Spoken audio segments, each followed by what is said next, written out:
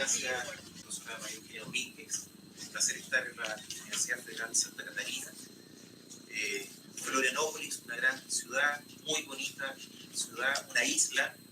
Con Alejandra y Rodrigo trabajamos en la isla y en los archipiélagos del sur de Chile. Yo quisiera decir que esta isla todavía es más hermosa, pero la nuestra tiene también lo suyo, así que están todos muy invitados. Sí. Bueno, yo tengo el gusto y el placer de presentar al profesor Dima Floriani. Y quisiera, bueno, comentarles primero que el profesor Floriani posee un doctorado en Sociología en la Universidad Católica de Lovaina y un postdoctorado en el Colegio de México, el Colmex, y el Programa de Naciones Unidas para el Medio Ambiente. Él es profesor titular en el Programa de Ciencias Sociales de la Universidad Federal de Paraná, Curitiba, y también en el doctorado interdisciplinario en Medio Ambiente y Desarrollo, el famoso MADE, que tiene casi 30 años, ¿sí? También de la Universidad Federal de Paraná, donde el profesor Floriani fue el coordinador durante los años 96 al 98. El profesor Floriani ha sido asesor y codirector de más de 30 tesis doctorales y más de una decena de tesis de maestría. Es coordinador de la línea de investigación y grupo de epistemología y sociología ambiental y coeditor de la revista Desarrollo y Medio Ambiente, una muy reconocida revista que reconocemos desde Chile, ¿cierto?, y que tiene un impacto en América Latina. Participa el profesor Floriani en el grupo de trabajo sobre teoría y medio ambiente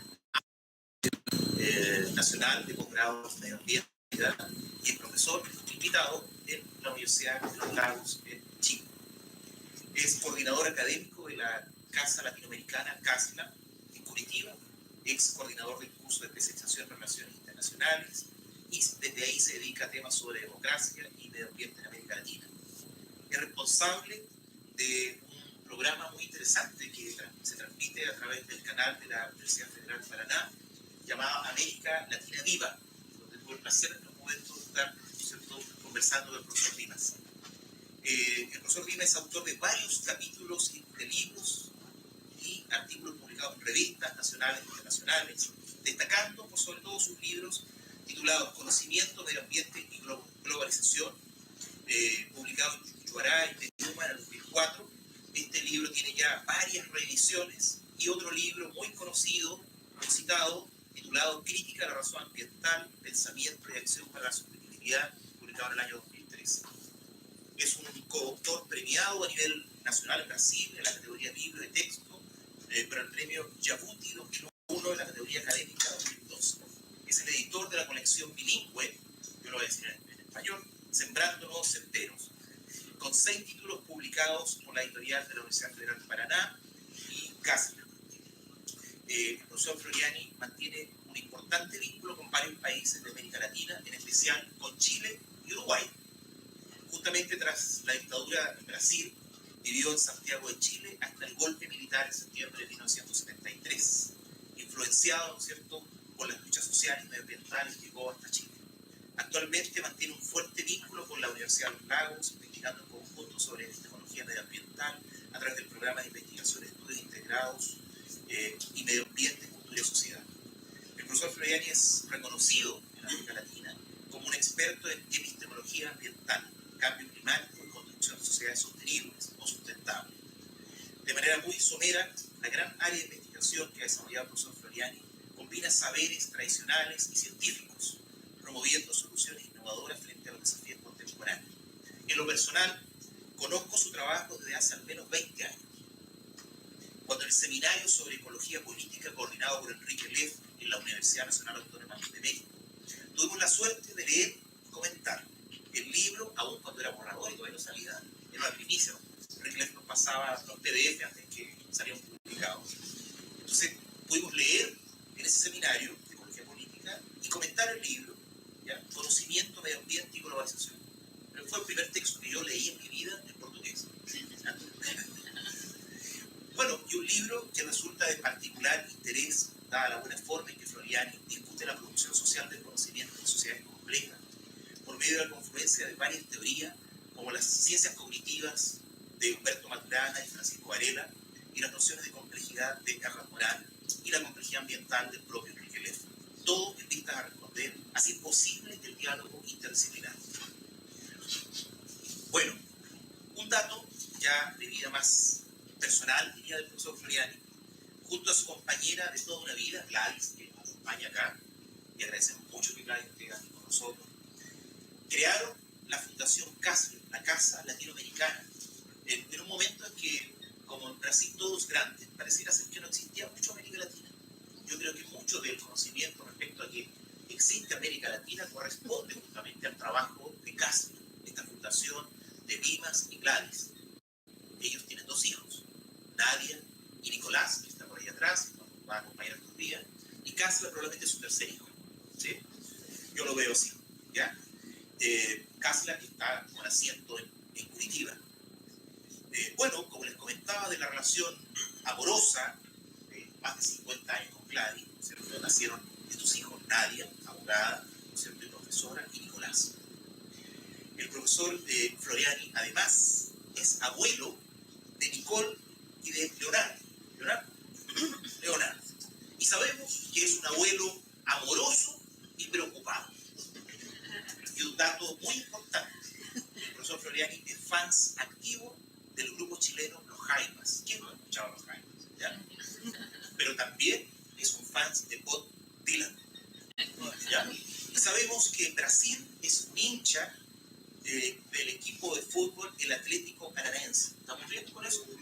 Y en Chile, y esta es la mejor parte para los amigos chilenos, y en Chile él es hincha del destacado equipo de fútbol Universidad de Chile. No, eso lo pongo yo. Eso lo pongo yo. ¿Ya? Bueno, un placer que nos acompañe el profesor maestro Dimas, y el profesor Dimas nos va a presentar la conferencia Dialogía, ¿sí?, bases socioantropológicas y un abordaje metodológico de futuro. Muchas gracias.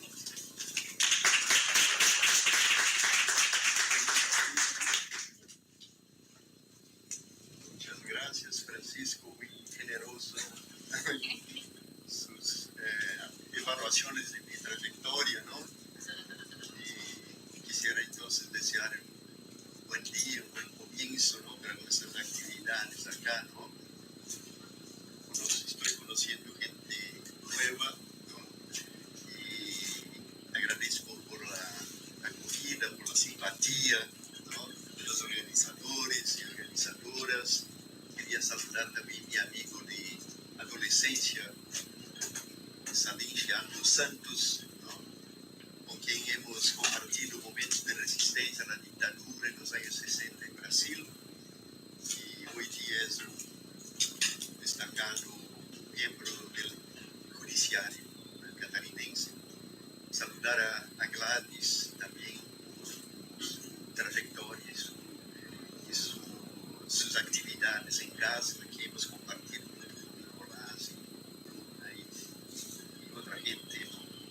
Los más importantes son aquellos que no están acá, ¿no?, pero que dejaron sus aportes importantes también para las actividades. Agradecer la acogida que hemos tenido en Chile, un país que yo tengo un amor muy importante, ¿no?, por las vivencias que he compartido ahí, vivido, ¿no?, algunas trágicas, pero las mayorías, las más grandes e importantes, muy constructivas, muy positivas, ¿no?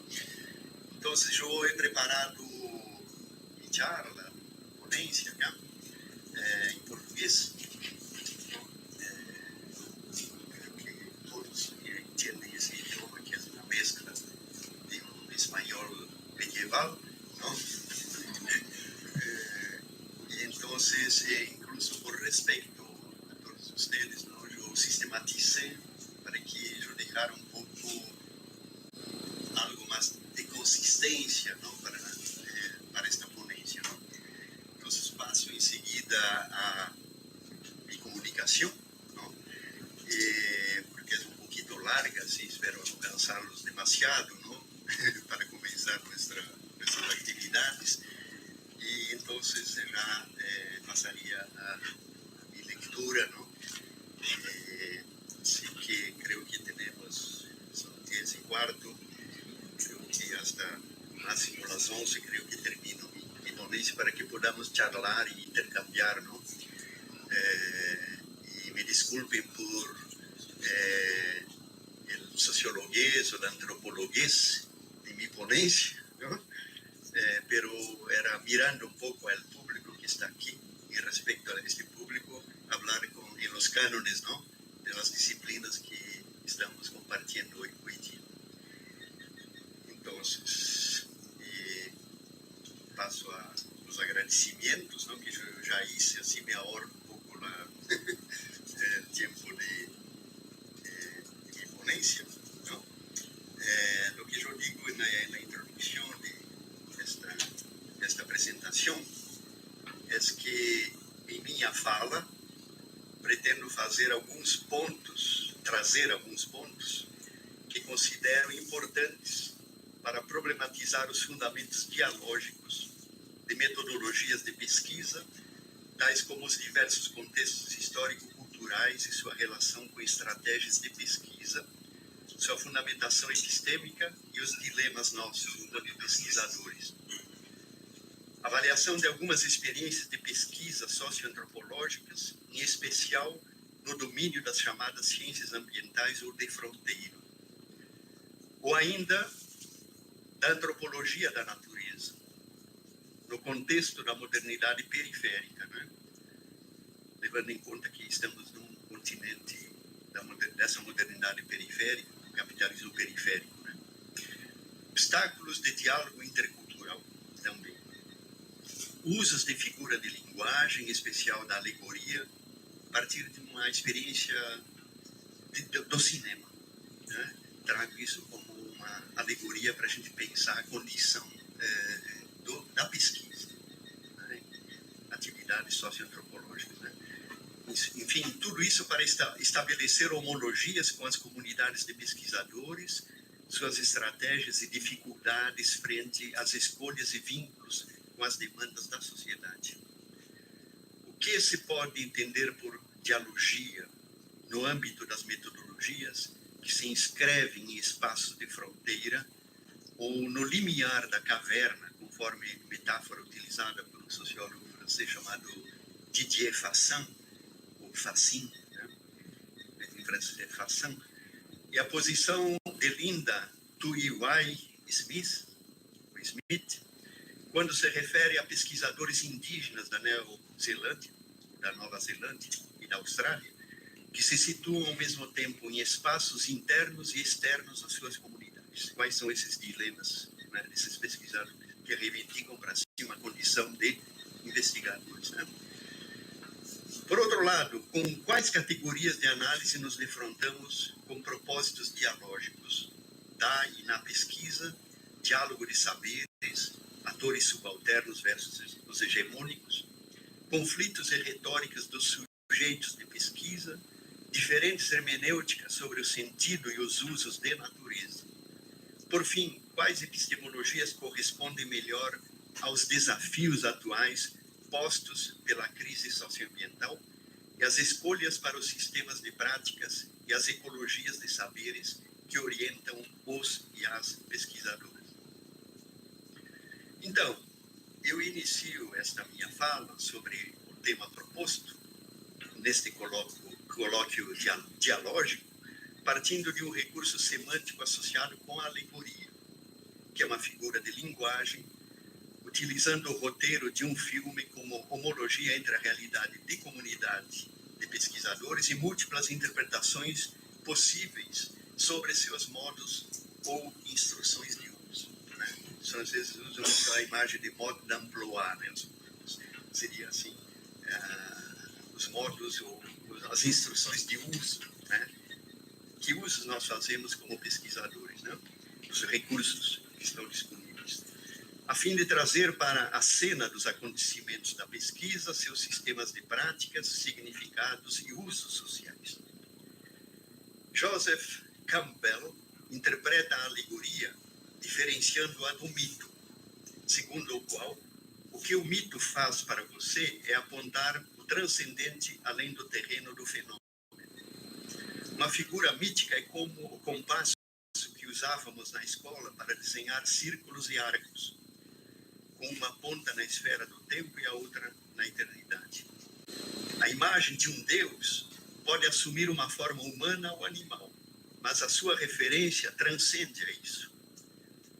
Mas, ao traduzir a ponta do compasso passo que se mexe metafórica para uma referência concreta, um fato, o que se obtém é apenas uma alegoria, não um mito. Enquanto um mito aponta para algo indescritível que está além de si mesmo, uma alegoria é apenas uma história ou imagem que ensina uma lição prática. Não iremos aqui certamente enveredar para uma discussão sobre semântica, pois há igualmente diferença entre metáfora e alegoria. Basta ver, por exemplo, como a Hannah Arendt trata dessa questão no estudo que ela fez sobre o Walter Benjamin, né? Além de referir-nos mais adiante alegoricamente à comunidade científica, por meio de breves comentários ao roteiro de um filme, poderíamos aplicar igualmente esse recurso de linguagem para tensionar o significado de interculturalidade, por exemplo, seja aplicado ao contexto da pesquisa, bem como à sua dimensão histórico-cultural, inclusive dos seus mal-entendidos. Neste último caso, repetimos, trata-se do pano de fundo intercultural na modernidade periférica e que serve de enquadramento, framing, né, para a emergência de diversas epistemologias do Sul, decoloniais, pós-coloniais e anticoloniais, com forte incidência sobre o processo de pesquisa acadêmica. A conquista, né, como um grande capítulo dessa modernidade periférica, ou da sua fundação, pode ser lida como uma epopeia ou como uma alegoria também, sobre o grande desencontro que inaugurou o capítulo histórico da colonialidade do poder, do saber e do ser, e que instaurou um grande mal-entendido na forma de ver e nomear o outro. Ecos das tentativas frustradas de diálogo entre diferentes culturas são sentidas ainda. Então, esse projeto fundacional da conquista que inaugura a modernidade periférica na América Latina pode muito bem ser a síntese de uma ausência opressiva de diálogo entre colonizadores e colonizados.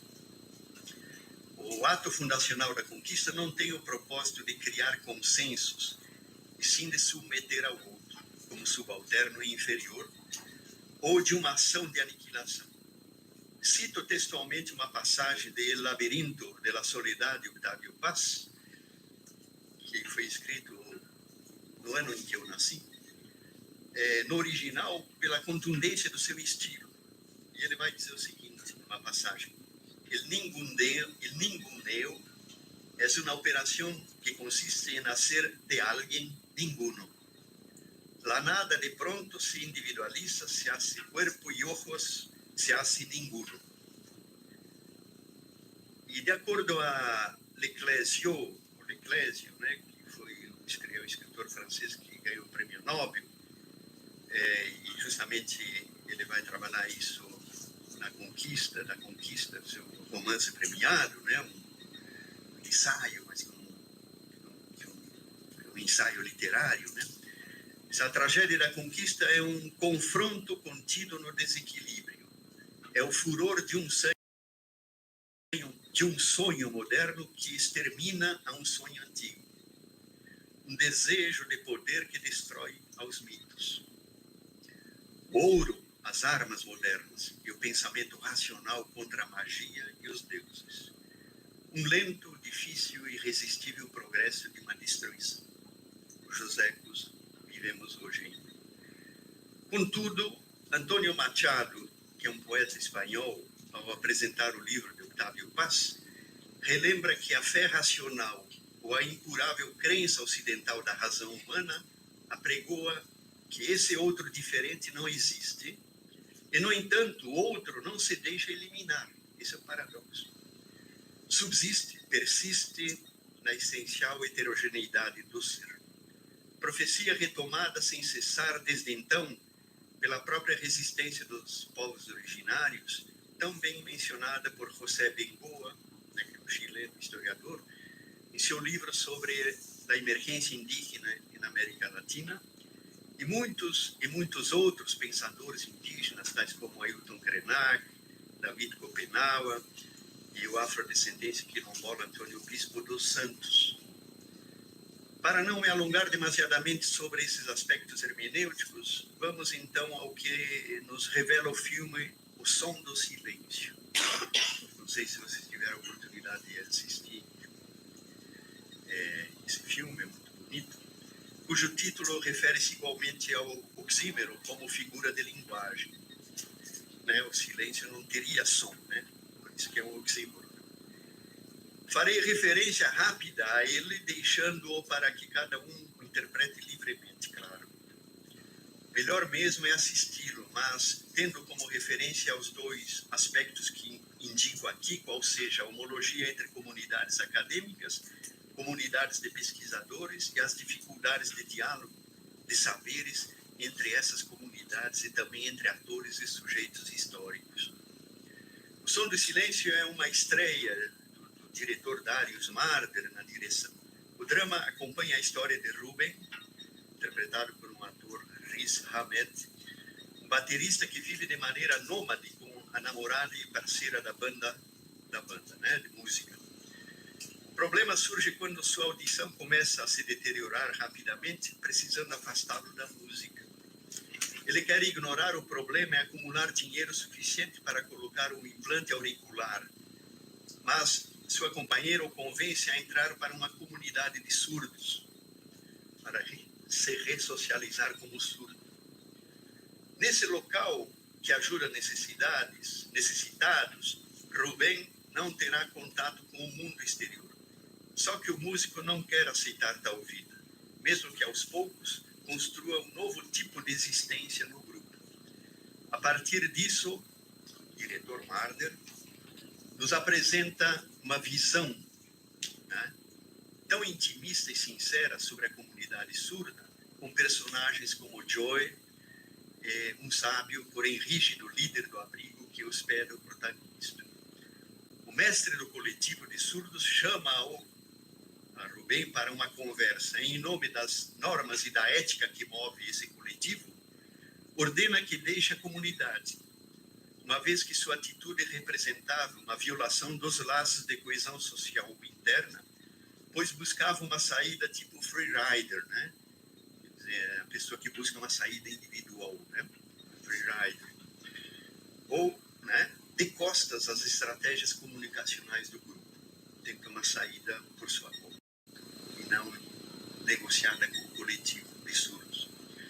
O personagem Rubem, representada então por esse ator, recupera parcialmente a audição, mas de forma ruidosa. Não consegue se adaptar com o ruído alterado dos sons do mundo através desse aparelho. O filme termina com ele retirando o aparelho, que o fazia ouvir mal, e sugere que se renderia à evidência da sua condição de surdo, mas também privado de sua comunidade. Isso então é um novo dilema a partir dessa sua experiência. O filme pode muito bem servir como alegoria para algumas das situações ou posições dos pesquisadores no âmbito de suas respectivas comunidades epistêmicas, que em muitos casos não funcionam como comunidades de práticas, supondo-se que estas seriam eficazes para o exercício de aprendizagem e autocrítica sobre seu papel social no exercício de uma ciência pública e pertinente. Da mesma maneira, a alegoria do filme pode sugerir como a posição do pesquisador diante de sua comunidade epistêmica e como participante do campo, que tem suas próprias regras, bem como alguém à margem dele, né? Talvez aqui teríamos que ouvir um pouco Bourdieu sobre homo acadêmicos, mas também a Latour, né, quando fala ciência em ação, ao nos obrigar a jogar o jogo para a reprodução social do coletivo. Mas o afastamento desse coletivo pode nos condenar ao ostracismo, ou então mover-nos a inovar, em que pese a inércia imposta pela legitimidade do campo, contudo de incerto que significa esse afastamento. Por outro lado, o rompimento das regras pode sugerir igualmente que se está em busca de outro regime de verdade, para repetir o mantra Foucaultiano, né? Embora Deleuze e Guattari mostrassem que a busca desse regime alternativo depende de determinadas condições que não estão contidas apenas nele. Eu tenho uma série de notas, mas eu não vou ler as notas, né?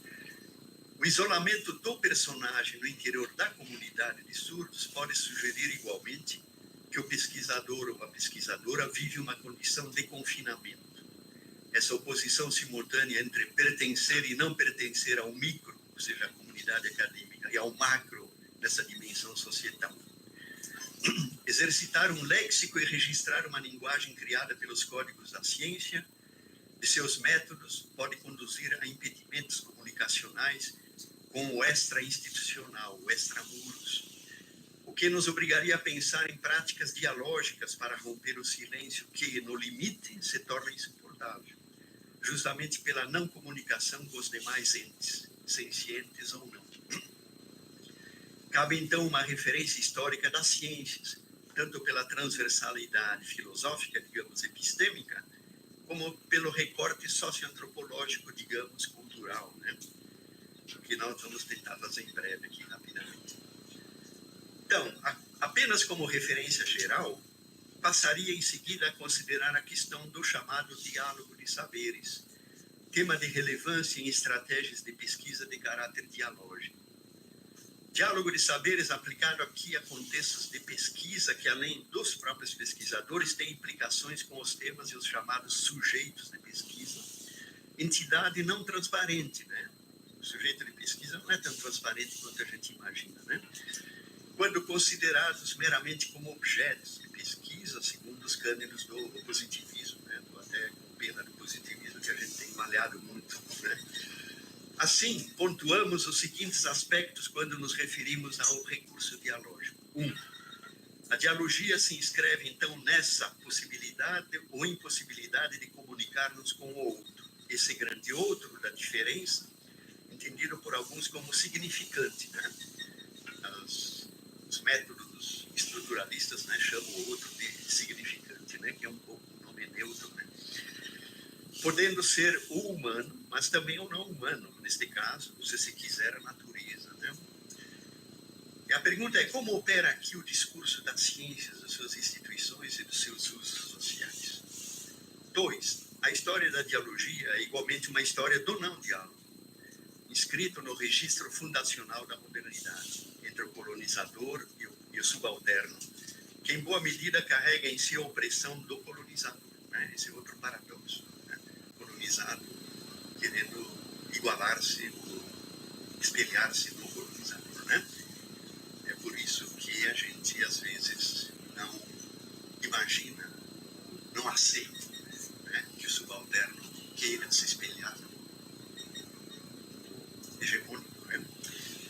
Mas, enfim, eu diria que o neofascismo é mestre em utilizar essas estratégias, talvez até impensadas do ponto de vista do próprio ser hegemônico, né? Para tanto, mas não tão inocente assim, né? Para tanto, há diversas narrativas que contam a história desse diálogo truncado, né? Ou melhor, de um monólogo impositivo. Abrimos, então, o caminho, nesse capítulo, para diversas retóricas. Depois que o discurso neofascista sequestrou o termo narrativa, eu passei particularmente a odiar esse termo, né? Porque as narrativas são usadas para legitimar a mentira, né? É necessário distanciar-se dele, né? Substituindo-o pelo discurso, ou pela retórica, tais como as coloniais, as decoloniais, as anticoloniais, silêncio dos vencidos, retóricas do vencedor, e pela pergunta de Spivak, né? Se os subalternos podem falar ou não, né? 3. Confesso que o texto de Spivak é hermético, né? Texto complicado, não sei por que ganhou tanta fama assim, né? A dialogia é outra história dos mal-entendidos na episteme, né? A dialogia se inscreve igualmente na perspectiva intercultural e desde a discussão habermasiana da esfera pública em contextos da modernidade periférica. Essa perspectiva aproxima a epistemologia da ecologia política, quando a produção do conhecimento emerge do reconhecimento da alteridade, como alguém disposto a dialogar e como sujeito legitimado pelo Estado e suas instituições jurídico-legais. Mas, nesse caso, o diálogo não é simples manifestação do sujeito coletivo, senão uma etapa da negociação entre diferentes. Essa negociação envolve sistemas de práticas e sistemas de saberes quando consideramos os atores subalternos organizados. 4. Qual o papel, então, das instituições que participam no processo de diálogo desses diferentes atores? Além das instituições de Estado, estamos aqui pensando em agências de ensino e pesquisas, como as nossas, né? Tais como as universidades, os grupos de pesquisa interessados em desenvolver suas atividades acadêmicas, participando diretamente de projetos de extensão junto às comunidades subalternas ou até junto a grupos econômicos dominantes. Né? Então, enveredando um pouco para uma sessão sobre os diálogos de saberes. A categoria diálogo de saberes proposta entre outros por Henrique Leff, ao longo de sua produção intelectual, abre novas vias para abordar as epistemologias da diversidade e da diferença, ou chamemos também de epistemologias plurais, né? Formuladas pelos sujeitos não hegemônicos, como os povos originários, as populações tradicionais, os afrodescendentes, entre outros. Entendendo por populações tradicionais uma miríade incalculável, né, de sujeitos coletivos. O diálogo de saberes abre-se às epistemologias feministas. A encarnação do saber nos corpos, a diversidade de saberes, a outridade da sexualidade, a etnorrealidade dos etnoconhecimentos e as cosmovisões das populações tradicionais. Essas epistemologias, além de serem enunciadas pelos sujeitos subalternos, permitem dialogar entre si e com outros discursos, como o acadêmico. Leff propõe o diálogo de saberes como uma estratégia importante para que os atores ambientais implementem políticas da natureza. Isso implica valorizar os saberes e práticas culturalmente enraizados, sinalizando assim os limites da ciência, em especial aqueles funcionais ao mercado e ao capital, que ignoram o potencial produtivo e ecotecnológico da própria natureza ao violar seus limites. O diálogo de saberes permitiria, assim, desentranhar as dimensões ocultas da complexidade ambiental, destacando novas estratégias pela racionalidade ambiental. Dessa maneira, o diálogo de saberes postula uma outra dialética da história, inscrevendo-se na diferença que mobiliza atores sociais, constituídos por saberes que se encontram e se enfrentam em processos de apropriação e reinvenção da natureza. Para Leff, o diálogo de saberes na ambientalização do mundo não renuncia à razão, mas é irrigado por sensibilidades, sentimentos e significados na composição dos mundos da vida, por meio de uma constelação de sentidos que organizam práticas culturais e produtivas. Fertiliza a diversidade cultural ao abrir-se a uma série infindável de relações de outridades entre seres diferenciados, com identidades singulares e heterônomas. O diálogo de saberes opõe-se à generalidade dos universais vazios, porém fortalece cada autonomia nas sinergias de encontros com o outro e o diferente. Nesse sentido, o saber ambiental vai além do campo do conhecimento científico, para inserir-se na ordem da racionalidade dos imaginários coletivos, das regras do pensamento, das formações discursivas que permitem abarcar os valores e o saber com o pensamento e a razão na orientação da ação social e constituição de atores políticos. Fazemos menção agora a dois autores mexicanos, Maya Lorena Pérez Ruiz e Arturo Argueta Villamar, que são centrais na discussão do diálogo de saberes na perspectiva intercultural, a partir da sua importante contribuição reunida em livro Etnociências, Interculturalidade e Diálogo de Saberes na América Latina, Investigação Colaborativa e Descolonização do Pensamento. É um texto interessante, importante, que está disponível na internet, né? E é um texto publicado em 2019. Os autores consideram que o sentido de diálogo de saberes emerge diante do imperativo de preservar a diversidade da vida e das culturas, como um dever ser ético e político que envolve atores diversos, com interesses comuns para criar plataformas de colaboração horizontal e de respeito epistêmico e ontológico, na construção de um marco cognitivo, discursivo e de ação, para implementar as alianças entre diversos atores ambientais. ambientalistas, povos originários, camponeses, afrodescendentes e os defensores de seus direitos. A equidade epistêmica é um problema essencial do diálogo de saberes, numa troca que, sob o princípio da alteridade, rompe com qualquer pretensão de igualdade e comensurabilidade entre conhecimentos essencialmente díspares. Mas, ao mesmo tempo, como afirma Bernardo K. Amal, agrônomo maia, o diálogo de saberes permitiu trabalhar a partir de um termo deles, que se chama Tzikval, que é o conceito de diálogos na língua maia, para que o conhecimento acadêmico possa ser reapropriado pelo conhecimento indígena para reforçar os seus próprios interesses. Outro princípio essencial é a legitimidade dos atores do diálogo dentro das suas próprias comunidades, para que acordos de consenso possam ser alcançados através do diálogo, que possa então ser aplicado dentro da comunidade. O diálogo de saberes põe assim em prática um princípio de alteridade inter e intracomunitária. Ambos os autores então sintetizam suas reflexões e apresentam 3 importantes tipos de resultados referidos à questão dos diálogos de saberes interculturais.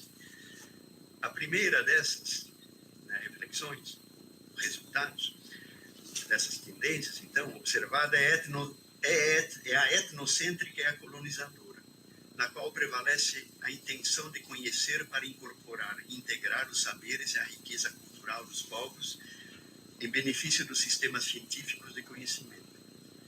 Com o pretexto de atuar em nome do desenvolvimento da humanidade, mantém-se a prática colonial de secularizar os saberes tradicionais e coisificar suas expressões culturais, subordinadas aos interesses das empresas e instituições hegemônicas que promovem o diálogo de saberes, inclusive da própria ciência. Todo o debate sobre leis e patentes, né, seria resultante dessa primeira tendência. A segunda tendência é a intercultural integradora, a qual busca promover um diálogo intercultural, mas no qual predomina a verticalidade e os pressupostos teóricos e éticos da modernidade, assim como ações que finalmente subordinam aos povos a seus princípios epistemológicos e finalidades acadêmicas ou comerciais, né? A hibridação dos saberes é o objetivo e finalidade de um diálogo que se exerce geralmente em espaços controlados pelos atores hegemônicos que detêm o controle dos cenários interculturais. Finalmente, a terceira tendência observada remete-se à intercultural colaborativa e descolonizadora, em que se estabelece um diálogo de saberes na interação de atores com sistemas de diferentes conhecimentos em base à horizontalidade, respeito e justiça como um marco ético para a colaboração conjunta na construção do problema a resolver, seu diagnóstico e distribuição de benefícios.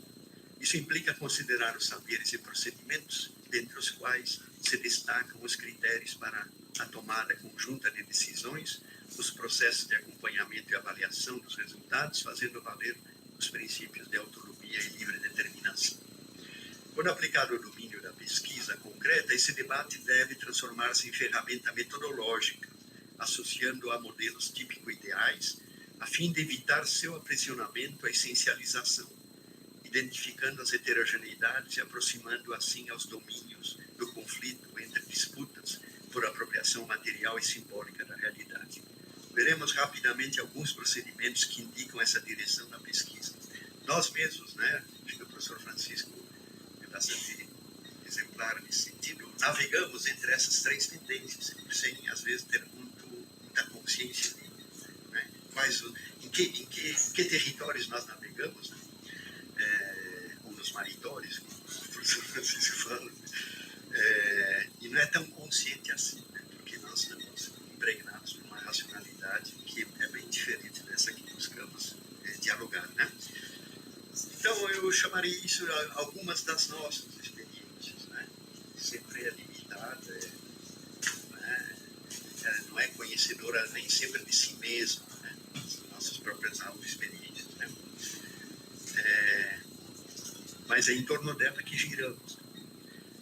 Com esse mesmo propósito, nós mesmos, associados a um coletivo de pesquisadores interinstitucionais, desenvolvemos metodologias de caráter inter e transdisciplinar, reunindo diferentes atores acadêmicos, agentes públicos e comunitários, por meio de um modelo que designamos por sistema de interação societal, com o propósito de estudar e interagir com comunidades de agricultores familiares e agroecológicos, a fim de avaliar os sistemas de saberes e de práticas desses sujeitos ecológicos e verificar suas estratégias visando a construção de autonomias socioambientais. Né?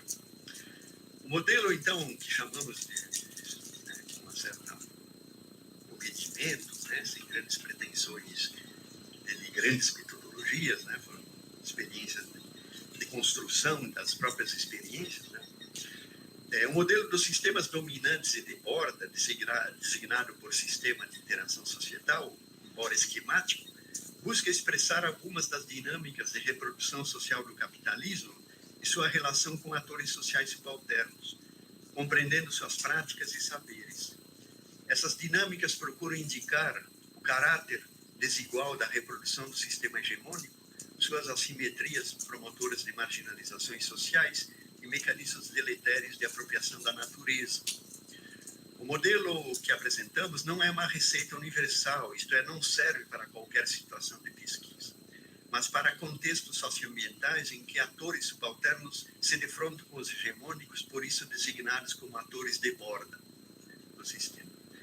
Para evitar o mecanicismo ou idealismo, estabelecemos que esses sistemas são abertos e que suas interseções contemplam complementaridades interativas ou potenciais híbridos. E de sua dinâmica emergem transformações, diferenciações e conflitos. Dessa maneira, as dinâmicas intersistêmicas são relacionais, ou seja, não podem ser concebidas isoladamente, pois cada um dos sistemas em interação possui sua própria estrutura e organização, de acordo com os princípios orientadores do pensamento complexo aplicados à teoria sistêmica. Aqui eu tenho uma nota, mas não vou ler o que nós entendemos por pensamento complexo, né? Embora a gente utilize o Mohan, Garcia e outros autores, temos tentado aplicar essa metodologia em diferentes temas e conteúdos de pesquisa, como produtores agroecológicos, sistemas agroalimentares, na saúde alternativa, na medicina popular e em situações de diálogo intercultural com populações indígenas e quilombolas, né? Que o Nicolás é o nosso parceiro aí também, ou eu sou parceiro das iniciativas que também a Universidade de Ponta Grossa tem desenvolvido.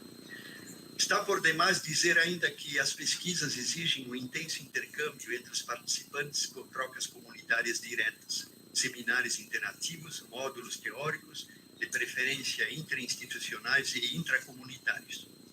Os diversos diálogos que se sucederão nas mesas e nas oficinas e mostras deste evento trarão certamente contribuições metodológicas interessantes sobre pesquisas colaborativas, performatividades, infâncias, narrativas e sensorialidades, transformações de geograficidades, territorialidades, pesquisa de audiovisual. Né? Andei procurando com atenção um pouco a programação do evento, né? A gente se situar aqui também, né? E aí, então, talvez uma última das sessões aqui, eu trabalho um pouco essa questão que eu chamo ainda, né? Estilo, né? Ainda sobre os dilemas dos e das pesquisadores, né? Assim, desde essa perspectiva de diferentes estratégias de pesquisa, é que os problemas apenas começam e exigem outras precisões quando se confrontam as diversas realidades em diferentes contextos com atores e propósitos diversos, né? Há também resistências e obstáculos na execução de práticas investigativas segundo visões e concepções dos diferentes atores, né? Claro. Perguntamos, então, qual é o lugar de enunciação do pesquisador, da pesquisadora, que se conecta e se orienta para um sistema de ação associado às suas afinidades eletivas, né? Isso implica, igualmente, ter presente o posicionamento dos observadores frente à realidade, tratando de objetivar o máximo possível como se coloca frente a essa realidade. Escolhemos aqui dois exemplos contrapostos, não para destacar qual deles é o melhor ou mais adequado, mas sim para indicar que corresponde à diversidade de situações no universo da pesquisa. Essa diversidade corresponde, além dos incontáveis temas de escolhas pesquisadas, mas também ao lugar no mundo, né? Uma realidade em que se encontra ou reivindica para si esse ou essa pesquisadora. Creio que a afirmação ou fantasma de Max Weber sobre a ciência, depois de mais de um século, ainda ronda sobre nossas cabeças, ao afirmar que os problemas da ciência não são entre as coisas, mas sim nas conexões que se estabelecem entre os problemas que se referem a elas, e que o seu paradoxo consiste em que a ciência não deveria emitir juízos de valor, mas que os valores são seu objeto. Né? Nós estamos aqui mordendo o rabo, né? Por conseguinte, talvez um de seus méritos seja o de ter aberto as portas para o reconhecimento de que são incontáveis os temas de pesquisa, bem como a maneira de abordar os problemas que dele derivam. Né? Nós, enquanto pesquisadores, buscamos boas razões teóricas, lógicas e críticas em alguns autores em função das nossas próprias afinidades eletivas. Né? Muitas dessas boas razões se satisfazem quando os argumentos buscados nos autores das nossas preferências encontram eco parcial ou completo em nossas expectativas e dificilmente chegamos a uma conclusão definitiva sobre o que pretendemos explicar. Talvez isso seja a condição própria do pesquisador, da pesquisadora na atualidade. Os inventários são sempre parciais, incompletos e muitas vezes provisórios, o que não nos impede de realizar nossas pesquisas, exigindo-nos um posicionamento sobre a fundamentação dos nossos pontos de partida teóricos e metodológicos. Um bom início para situar-nos nesse ponto é fazermos alguns testes sobre os problemas que nos interessam na pesquisa, comparando-os com a visão de alguns autores de referência. Então, quando eu cito aí essa questão dos nossos referenciais, né, eu busco talvez dois autores ou ícones da antropologia, né, que no caso é o Philippe Descola e o Tim Ingold, né, que são autores obrigatórios, né, para a formação da socioantropologia. Ver como é que os dois dialogam, né, e do que nós tiramos como resultado desses empates. Né? De um lado, então, eu utilizo dois autores que eu já havia citado, que é o Didier Fassin, e a outra, uma educadora, mas que no fundo é uma antropóloga, que é a Linda Tuiwai Smith, né? Que são dois autores estabelecidos no campo, embora a Linda Smith, né, que é uma pertencente a uma comunidade maori, neozelandesa, é autora da Descolonizando Metodologias, Pesquisa em Povos Indígenas, também é uma pesquisadora estabelecida, né, hoje ela é professora, se não me engano, nos Estados Unidos, mas que reivindica sua origem indígena e atua como tal. Né. Por um lado, Fassin, né, que rompe fronteiras também da academia, né, ele foi vice-presidente de Médecins Sans Frontières, né, os Médicos Sem Fronteiras, né, e isso bagunçou muito o mundo mental dele, o mundo político e social, né. Ele entende, então, a antropologia em particular e as ciências sociais em geral como um modo de viver e um engajamento. Né. Não tinha como negar isso dele. Ele se envolveu, né, com uma realidade cruel, né, que é atuar nos Médicos Sem Fronteiras, né, que permite refletir sobre questões sociais, sem desconsiderar os conflitos de ordem política e ideológica que os cercam, e se posicionam em relação a eles. Não é tanto a curiosidade pelo outro, ele fala, o interesse por sua cultura que trata como questionamento antropológico, mas sim a interrogação mais existencial e radical sobre a vida daqueles que ele encontrava ou simplesmente cruzava.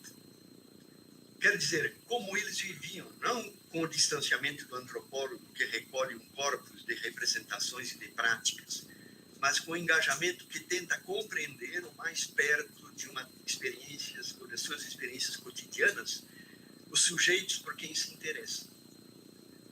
Assim, posicionar-se frente à realidade como pesquisadora implica enfrentar-se a diferentes maneiras de abordagem, uma mistura de lente interpretativa, desde o entendimento que o pesquisador constrói sobre si e o mundo, espelhado no acervo epistêmico no qual é historicamente imerso, mas também suas escolhas éticas e políticas, de avaliação das suas afinidades eletivas e ideativas. Segundo o próprio Fassan, as condições da pesquisa antropológica mudaram bastante ao longo das últimas décadas, evidente. As sociedades, grupos e instituições que estudamos estão mais desconfiados de nós e mais exigentes quanto às questões éticas e políticas dos nossos trabalhos, né? Isso não é novidade para nós, né? Ao citar sua condição de antropólogo crítico, Didier Fassan reconhece como interessante hoje nas ciências sociais o que se faz na fronteira entre a participação e a observação. A propósito do binômio participação e observação, utilizará como estratégia metodológica, a metáfora da caverna, depois de reavaliar o tipo de posicionamento do pesquisador como observador e como participante ao mesmo tempo do trabalho de pesquisa. O impasse no qual se encontrava a sociologia era o de se ver obrigada a escolher entre o olhar de cima, daquele que sabe o que os agentes sociais ignoram, e a pretensão, né, do saber, né? Acho que o Varela e o Maturana já nos mostraram isso aí, né? A arrogância do saber, né? Em razão de estarem submetidos pela dominação ideológica, né? Então, o ator sempre é alguém que é manipulado, né? Ou então, a adesão à perspectiva dos atores sociais, ao ponto de conceber a análise como um exercício redundante, ou mais precisamente uma simples tradução do que eles sabem melhor do que ninguém. Diante desse dilema, reelabora sua postura teórica frente ao processo de pesquisa descrito como sendo de fronteira. Ao retomar, então, a metáfora platônica da caverna, Fassan poderá dizer que a sociologia crítica se situava do lado de fora, na claridade da luz solar, enquanto a sociologia da crítica se colocava no interior, na obscuridade que fazia tomar as sombras como realidade. Defenderá, então, uma posição liminar da caverna, ali onde um passo de um lado ou de outro conduz à luz e à obscuridade, o lusco-fusco, né? De maneira concreta, isso significa estar, ao mesmo tempo, suficientemente mergulhado em uma etnografia para poder dar conta honestamente da inteligência e da reflexividade dos atores, e bem distanciado em uma antropologia para ser capaz de desenvolver uma análise autônoma, revelando o que escapa a esses mesmos atores. O Fassan acabou aprendendo isso na sua prática com os Médicos Sem Fronteiras, né? Sendo crítico com a sua própria prática, né? Achando que eles seriam os salvadores da humanidade, por um lado, né? Enquanto esse problema para a Fassan é de ordem teórico-metodológica, para Linda Smith é dilemático, como pesquisadora, ao reivindicar ao mesmo tempo um lugar de estudiosa da sua própria condição cultural e existencial pertencente a um povo originário da Nova Zelândia. É importante destacar duas passagens escritas pela própria autora que resumem esse dilema. Ela vai dizer o seguinte: no contexto indígena contemporâneo existem importantes temas de pesquisa que ainda são bastante debatidos. Eles podem ser resumidos mais adequadamente por perguntas críticas que geralmente são proferidas pelas comunidades e ativistas indígenas de diversas formas. Mas são perguntas que não cabem só a pesquisadores dessas comunidades, cabem para qualquer circunstância para o pesquisador. Que pesquisa é essa? A quem ela serve? A quais interesses ela serve? Quem vai se beneficiar dela? Quem elaborou suas questões a partir de qual referencial? Quem irá executá-lo? Quem irá escrevê-lo? Como seus resultados são divulgados? Muitos intelectuais indígenas resistem ativamente a participar de discussões limitadas pelos discursos do pós-colonialismo, pois este é percebido como uma invenção muito conveniente para os intelectuais ocidentais, que não fazem senão reescrever seu poder para definir o mundo. Cada intelectual indígena que, de fato, tem êxito na academia, aqui ela se refere a um número relativamente pequeno, enfrenta uma série de problemas ligados às maneiras como deve relacionar-se com o mundo, dentro e fora de suas comunidades, dentro e fora da academia, entre todos esses diferentes mundos. É um dilema que continua fora e dentro, né, das comunidades. Como a pesquisa não é um exercício acadêmico inocente ou distante no dizer dela, existe um número de questões éticas, culturais, políticas e pessoais que podem apresentar dificuldades específicas para pesquisadores indígenas, que em suas próprias comunidades trabalham em parte como insiders, e são com frequência empregados para este fim, e em parte como outsiders, né, em razão da sua educação ocidental ou porque podem atuar além das fronteiras de clãs, diferenças linguísticas, idade e gênero. Passo então para a última sessão, para não cansá-los demasiado, né, que são os aspectos epistemológicos e filosóficos desses ofícios nossos investigativos, né?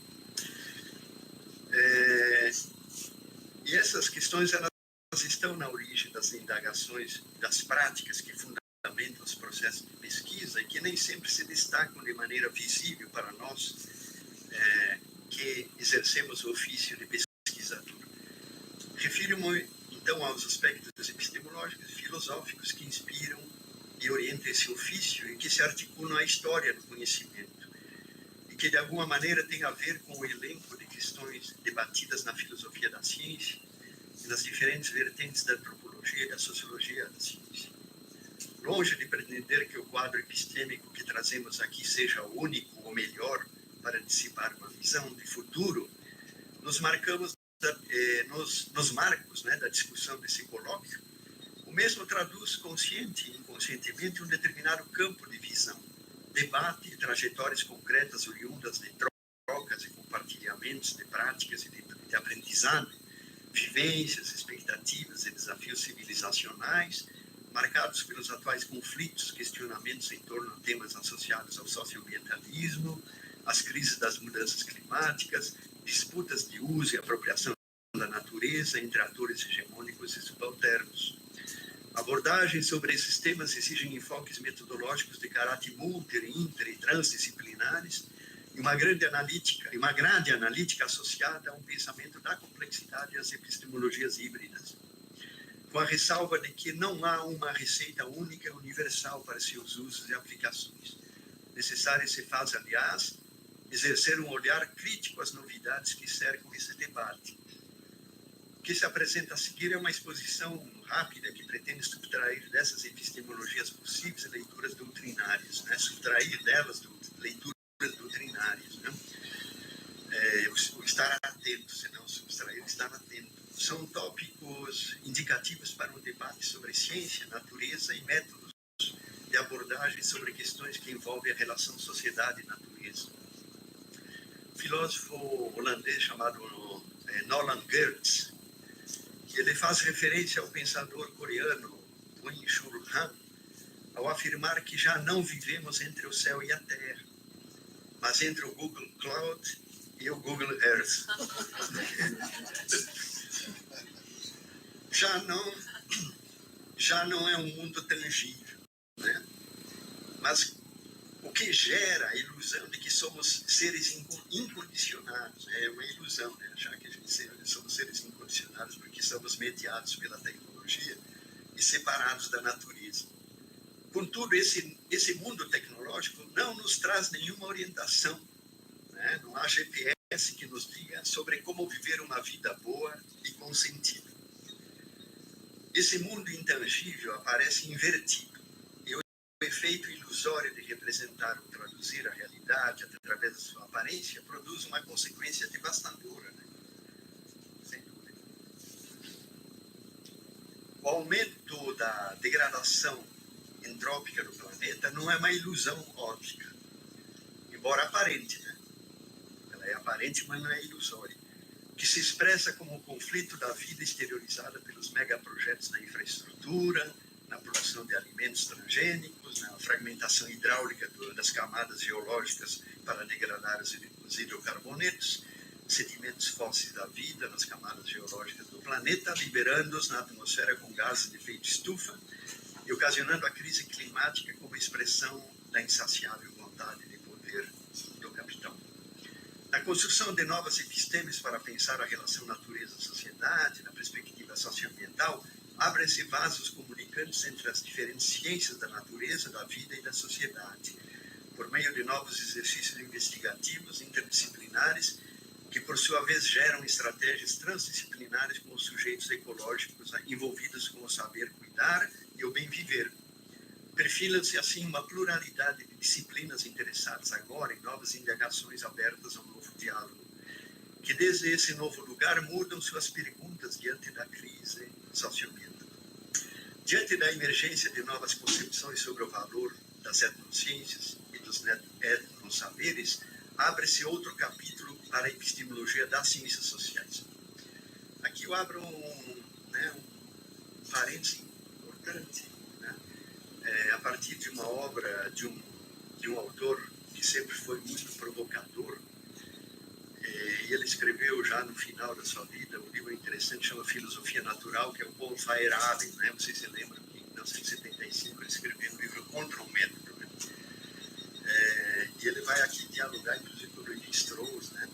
Sobre a questão do mito, e ele resgata a questão do mito, apresentando o Lévi-Strauss como talvez até um estruturalista neocantiano, né? Que fala que o mito responde a questões lógicas, né? E Sócrates já dizia que está na estrutura do pensamento essas lógicas, né? E ele diz que não, que nós estamos no híbrido, é parcialmente verdadeiro, mas também esses mitos, é a própria representação da realidade que assim aparece para quem cria esses mitos, né? Mas não vou entrar nesse mérito, porque vocês já devem estar cansados da minha leitura. No que diz respeito à história da ciência, então eu faço aqui um chamado para a leitura de diversos autores, né? Passaria isso aqui, então. Quem sabe diz utopia ou não, é possível que as populações que se comprometem a uma nova agenda, impregnados de resistência, no duplo sentido de existir, resistir, né? Vocês devem conhecer esse mantra também, criado pelo geógrafo, infelizmente desaparecido há mais de um ano, Carlos Walter Porto Gonçalves, né? Talvez essa nova agenda, né, consiga implementar e vicejar uma nova racionalidade ambiental, que também, né, se inscreve um pouco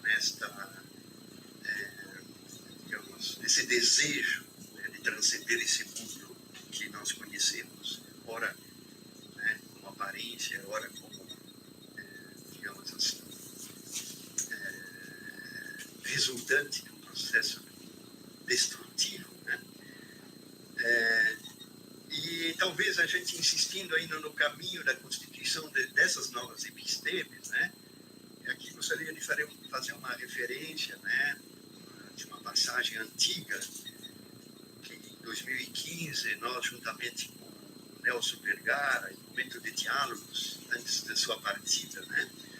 Esse Nelson Vergara é colaborador de projetos de pesquisa sobre territórios e cotidiano no mundo da pesca artesanal no sul do Chile, coordenados, né, pelo nosso amigo Francisco Tarrios, né, que atuava fortemente no CEDER, né, mas hoje mais fortemente no Departamento de Arquitetura e é diretor de um programa muito interessante chamado Atlas, né, Programa de Investigação Interdisciplinar em Complexidade Territorial, né. Que nós dizíamos, então, com o Vergara, já num pequeno texto, que a referência à realidade ligado a algo será sempre uma referência situada. Da mesma maneira que o pensamento no qual manifesta-se essa realidade será sempre um pensamento situado. E às vezes sitiado, né? Essa ambiguidade, né, está presente também. Somos seres sitiados também. Uma segunda precisão sobre a referência é que esta não deve ser considerada em termos de relações de determinação causal, linear. Essa referência ocorre por correlação e interdependência. Essa maneira de interrelacionar os fenômenos influi na mudança das figuras de linguagem. Então, aqui o volto essa força de expressão das figuras de linguagem, que é a maneira como nós designamos ao mundo.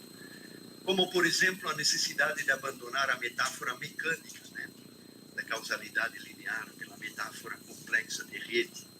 Né? Eu acho que vocês também, nós aqui somos expressão dessa nova metáfora, né, que buscamos essa dialogia e que traduz melhor a diversidade complexa do nosso mundo atual. Realidade e conhecimento pertencem, assim, ao mundo da historicidade. Podendo, como era um bom leitor, o Nelson, né, também do Ordeia e AC, né, podendo ser evidenciadas pelas mudanças da ideia e prática da ciência e dos objetos científicos, pois em cada momento da história do pensamento conceitual, expressam-se pelas transformações dos símbolos e dos paradigmas que os sustentam e os representam. Contudo, essa relação entre realidade e conhecimento não pode ser compreendida de qualquer maneira, menos por aquela do pensamento linear, como já disse, dicotômico e disjuntivo. Sujeito e objeto são sempre realidades com a mesma extensão, complementares, nunca opostos e excludentes. As formas de representação tradicionais como matéria e consciência, natureza e história, indivíduo e sociedade, ser e pensar, necessitam ser conceituadas como seres ou redes de múltiplos e de mútuos significados, que juntamente com a diversidade e a distinção, devem ser apreendidas também em sua unidade relativa e por suas mútuas complementaridades. Com esse pano de fundo, podemos igualmente representar a noção de ambiente, fora da dicotomia cartesiana, da matéria em oposição às coisas e ao espírito. Natureza, sociedade e cultura formam parte do ambiente, seja em suas dimensões físicas como simbólicas. A natureza não é algo à parte da sociedade e esta não o é da história. Representar, então, a realidade em suas múltiplas dimensões interconectadas significa afastar a ideia de um ambiente trivial, de que seja algo dado e largado no universo, espécie de receptáculo em que saem e entram coisas ou acontecem coisas. Teorias e conceitos têm sido criados para entender as diferentes manifestações, então, da natureza culturalmente representada e recriada. Nas bordas do sistema mundo, isto é, do mundo colonizado, surgem formas autóctones de pensar e de viver, que pese sua subalternidade diante do sistema hegemônico, resistem e reivindicam o direito de argumentar e de dialogar com os demais sistemas de conhecimento. A construção de um pensamento socioambiental consiste, então, em abrir espaço à crítica política, a fim de colocar em xeque o modelo produtivista da sociedade que submeteu as concepções de desenvolvimento ao receituário do crescimento econômico, nos quais estamos situados e sitiados.